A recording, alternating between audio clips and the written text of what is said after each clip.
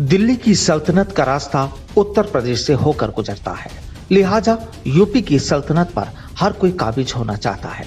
ऐसे में अगले साल के शुरुआत में होने वाले विधानसभा चुनाव को लेकर सियासी कसरत अपने पूरे परवान पर है, लेकिन उससे पहले सूबे में भी बंगाल जैसी तस्वीरें नजर आने लगी हैं।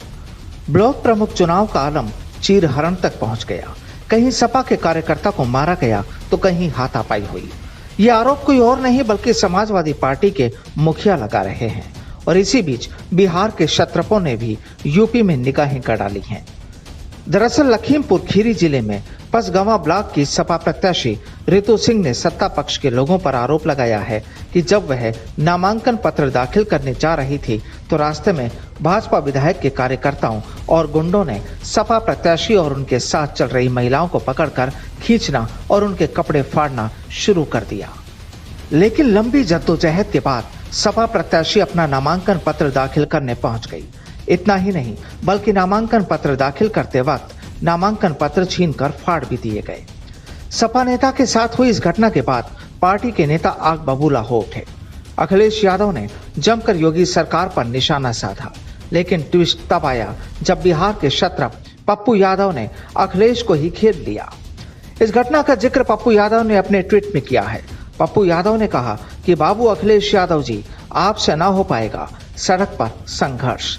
इतनी बड़ी पार्टी, इतने संसाधन हो तो बीजेपी वालों की कुंडई और ढोंगी के दुशासन का होश ठिकाने लगा देता। एक बहन का बीच सड़क पर चीरहरण और आप आराम से बैठे हो।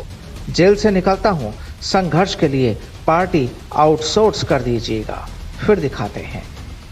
चुनावी हिंसा को लेकर अखिलेश यादव ने कहा कि प्रदेश में कोई भी सुरक्षित नहीं है। बीजेपी की सरकार को जनता ही सबक सिखाएगी। साथ ही अखिलेश ने पप्पू यादव के तंज पर भी जवाब दिया कि हाँ, हमसे ना हो पाएगा, लेकिन यूपी की जनता बदलाव चाहती है। यूपी में जल्द ही बदलाव की लहर चलेगी। अखिलेश जी, आप पर कुछ लोग व्यंग कर रहे हैं। पप्पू यादव ने एक व्यंग किया कि बाबू तुमसे ना हो पाएगा, आप तो घर में बैठे हुए, मेरे पास इतने संसाधन होते तो मैं जाने क्या कर देता। हाँ, हम पे तो नहीं हो पाएगा। ये बात तो ठीक कह रहे हैं, लेकिन उत्तर प्रदेश की जनता बदलाव चाहती है और बहुत जल्दी आप देखेंगे उत्तर प्रदेश में बदलाव की कैसी लहर चलेगी। सर, असदुद्दीन ओवैसी कल आया, उन्होंने बोला एमवाई फैक्टर नहीं चलेगा, A-Z फैक्टर चलेगा। कैसे देखते हैं? और वो आपको घेर रहे हैं सिर्फ। ये जितने आ रहे हैं या जो लोग भी आगे जनता में बात करना चाहते हैं, वो सब विकास की बात करना चाहते हैं। सर, आप आधी अधूरी बात मत करिए।